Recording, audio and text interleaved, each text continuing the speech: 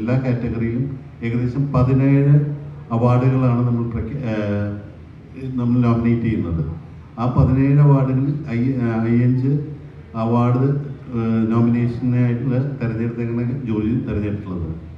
ഏതായാലും അത് വളരെ ഞാൻ കുറേ നോക്കി, കാരണം അതൊന്നും ഒരെണ്ണം പോലും തള്ളിക്കളയാൻ പറ്റാത്ത വിധം ജൂറി തിരഞ്ഞെടുക്കേണ്ടതെന്നാണ് ഏറ്റവും അഭിനന്ദിക്കേണ്ടത്. അവരുടെ കഷ്ടപ്പാടിനെ നമ്മൾ കണ്ടു എന്ന് തന്നെയാണ് നടിക്കണം, കാരണം അത്രയും അവരതിന് വർക്ക് ചെയ്തിട്ടുണ്ട് എന്നതിൽ ഏറെ സന്തോഷം. ഏതായാലും അവാർഡ് നിശ്ചയം നമ്മൾ വളരെ വ്യത്യസ്തമായിട്ട് തന്നെ ചെയ്യാൻ ആഗ്രഹിക്കുന്നു. നമ്മളിപ്പോൾ ഒരു ഡേറ്റ് പറയാൻ കഴിയാത്തത് എലക്ഷൻ എന്ന് അനൗൺസ് ചെയ്യും എന്നതിൻ്റെ ഒരു അനിശ്ചിതാവസ്ഥ നിലനിൽക്കുന്നത്. ഞാനിപ്പോഴും ഇവിടെ കപ്പലിൽ കയറുന്നതിന് മുമ്പ് പോലും എന്നാണ് വരാൻ ചാൻസ് എന്ന് പറയുമ്പോൾ ഏപ്രിൽ ആദ്യവാരം അല്ല 2ാം വാരം എന്നാണ് ഇപ്പോൾ പറയുന്നത്. മുമ്പ് അങ്ങനെയായിരുന്നില്ല, വിഷു കഴിഞ്ഞിട്ട് എന്നാണ് പറഞ്ഞിരുന്നത്. പക്ഷെ ഇന്നത്തെ ലേറ്റസ്റ്റ് ആയിട്ട് കിട്ടുന്ന വിവരം ഏപ്രിൽ 2ാം വാരമായിരിക്കും നമ്മുടെ തിരഞ്ഞെടുപ്പ് വരിക എന്ന് പറയുന്നു. അപ്പോൾ തിരഞ്ഞെടുപ്പിനെ ബാധിക്കാത്ത തരത്തിലും നമ്മളെ ബാധിക്കാത്ത തരത്തിലുമായിരിക്കും ഇതിൻ്റെ ഡേറ്റ്.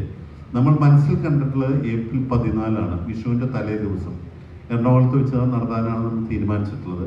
പക്ഷേ ഔദ്യോഗികമായ ഒരു ഡേറ്റ് ഞാൻ ഇപ്പോൾ പ്രഖ്യാപിക്കുന്നില്ല, കാരണം തിരഞ്ഞെടുപ്പിൻ്റെ തീയതിയെ അടിസ്ഥാനപ്പെടുത്തി നമ്മൾ കൃത്യമായ ഡേറ്റ് ഏതാനും ദിവസങ്ങൾക്കുള്ളിൽ പ്രഖ്യാപിക്കും.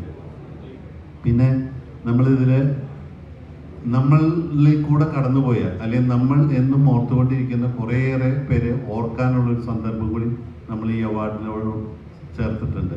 കാരണം എല്ലാ അവാർഡും ഇപ്പോൾ നമ്മളിൽ നിന്നൊക്കെ വിട്ടുപോയ അല്ലെങ്കിൽ നമ്മളോടൊപ്പം ഉണ്ടായിരുന്നു പെട്ടെന്ന് കാണാനില്ല എന്ന് മനസ്സിൽ കരുതുന്ന കുറേയേറെ പേരിലാണ് നമ്മൾ അവാർഡ്.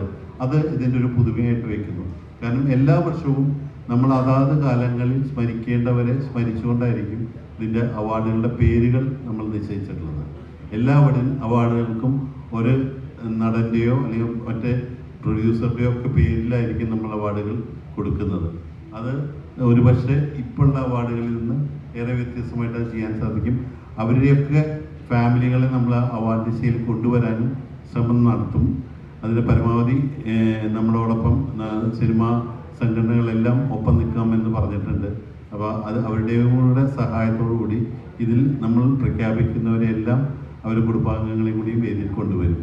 പിന്നെ നമ്മൾ തീർച്ചയായിട്ടും ഈ അവാർഡ് ദിശ എന്ന് പറയുമ്പോൾ നമുക്കറിയാം, അവാർഡ് വാങ്ങാനും അവാർഡ് കൊടുക്കുക എന്നുള്ളൊരു വലിയ ചടങ്ങാണത്. കാരണം മണിക്കൂറുകളോളം നമ്മൾ ചിലർക്കൊക്കെ ബോറടിക്കുന്ന ഒരു കാര്യമാണ്. പക്ഷെ നമ്മൾ ആ ബോറടി മാറ്റാതെ പെട്ടെന്ന് തീർക്കാവുന്ന രീതിയിലാണ് നമ്മൾ പ്ലാൻ ചെയ്യുന്നത്. ഒരു 2.5 മണിക്കൂർ കൊണ്ട് നമ്മൾ ഈ അവാർഡ് ദിശ തീർക്കണം. അല്ലാണ്ട് 6 മണിക്കൂറും 8 മണിക്കൂറുള്ള പതിവ് രീതിയിൽ നിന്ന് മാറി വളരെ ക്രിസ്പായിട്ടുള്ളൊരു അവാർഡ് ദിശയായിരിക്കും എന്നും ഞാൻ മുൻകൂട്ടി പറയുകയാണ്. ഏതായാലും എല്ലാ കാര്യങ്ങളും ഒത്തു വന്നിട്ടുണ്ട്. പിന്നെ ഹൈദരാലിയുടെ ഒരു കാര്യം പറയാതെ പോകുന്നത് ശരിയല്ല. ഹൈദരാലി എന്താണെന്ന് ചോദിച്ചാൽ